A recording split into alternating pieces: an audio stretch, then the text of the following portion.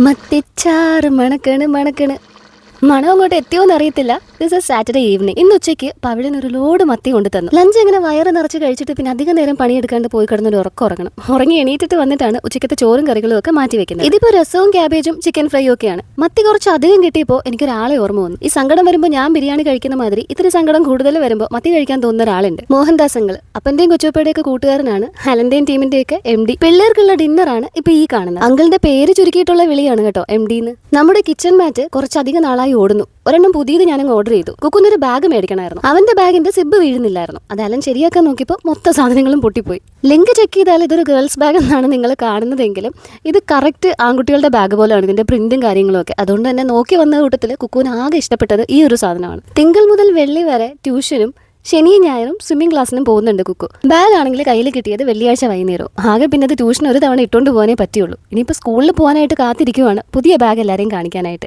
അപ്പോൾ ശനിയാഴ്ച വൈകുന്നേരത്ത് സ്വിമ്മിങ്ങിന് പോകുന്നതിന് മുന്നേ ഞാൻ കുറച്ച് പഴംപൊരി ഉണ്ടാക്കാമെന്ന് കരുതി. ഏത്തപ്പഴം മേടിച്ചത് നന്നായിട്ട് പഴുത്ത് തുടങ്ങി. അപ്പോൾ 3 എണ്ണം എടുത്ത് പഴംപൊരി ഉണ്ടാക്കാം, 2 എണ്ണം പിന്നെ എപ്പോഴെങ്കിലും ബ്രേക്ക്ഫാസ്റ്റിനും കൊടുക്കാം. ആ വാങ്ങിയ മാറ്റ് ഇവിടെ കറക്റ്റ് ആവണമെങ്കിൽ ഇത് ഇത്രയും മുറിച്ച് മാറ്റണം കേട്ടോ. എന്റെ തലയിൽ തന്നെ പിന്നെ ഇതിനു വേണ്ടി ഏതെങ്കിലും ഒരു ഐഡിയ മുളച്ചോളും. അതുകൊണ്ട് തൽക്കാലം അതങ്ങ് മാറ്റി വെച്ചു. സിങ്കിന്റെ അടുത്തിരുന്ന ഡിഷ് വാഷ് ലിക്വിഡിന്റെ ആ ഒരു സെറ്റ് ഞാനങ്ങ് മാറ്റിയിരുന്നു. അതിൽ നമുക്ക് ഡിഷ് വാഷ് മാത്രമല്ലേ വെക്കാൻ പറ്റത്തുള്ളായിരുന്നു. ഇതിൽ കുറച്ച് ഹാൻഡ് വാഷും കൂടെ മിക്സ് ചെയ്ത് വെക്കാം. ഇതാവുമ്പോൾ പണിയും കഴിഞ്ഞ് കയ്യും കഴുകി ഇവിടെ നിന്ന് തന്നെ അങ്ങ് പോവാം. വാഷ് ഏരിയയുടെ അടുത്തോട്ട് പോകേണ്ട കാര്യമില്ല. അപ്പോൾ ബാക്ക് ടു പഴംപൊരി. കുറച്ച് മൈദാമാവ്, ഇത്തിരി അരിപ്പൊടി, മഞ്ഞപ്പൊടി, ഉപ്പ്, പഞ്ചസാര ഇതെല്ലാം കൂടെ നല്ലപോലെ വെള്ളം ചേർത്ത് ബീറ്റ് ചെയ്തെടുക്കാം. ഏത്തപ്പഴം ഇതുപോലെ ഒരെണ്ണം 3 ആക്കി മുറിച്ചെടുക്കുന്നുണ്ട്. ഇത് കറക്റ്റ് ആയിരിക്കും. ഞാൻ ഒരെണ്ണം കഴിച്ചാൽ ഇവിടെ 3 പേരും പഴംപൊരി ഫാൻസ് ആയതുകൊണ്ട് നല്ല പോളിംഗ് ആയിരിക്കും. പിന്നെ ഞാൻ ഈ നട്ട്സും എണ്ണയൊക്കെ കുറച്ചധികം കഴിച്ചു കഴിഞ്ഞാൽ 2 ദിവസത്തിനുള്ളിൽ മൂക്കിലോ കവിളിലോ ഒക്കെ ചെറിയൊരു കുരുപ്പ് പൊങ്ങി വരും. മത്തിയൊക്കെ പെരുമാറിയത് കൊണ്ട് ഒന്ന് കുളിച്ചിട്ടാണ് ഞാൻ കിച്ചണിൽ കയറിയത്. മുടി ഉണങ്ങിയിട്ടില്ല കേട്ടോ, പക്ഷെ ഭയങ്കര ചൂട്. ഞാൻ മൊത്തം അങ്ങ് പൊക്കി കെട്ടി വെച്ചു.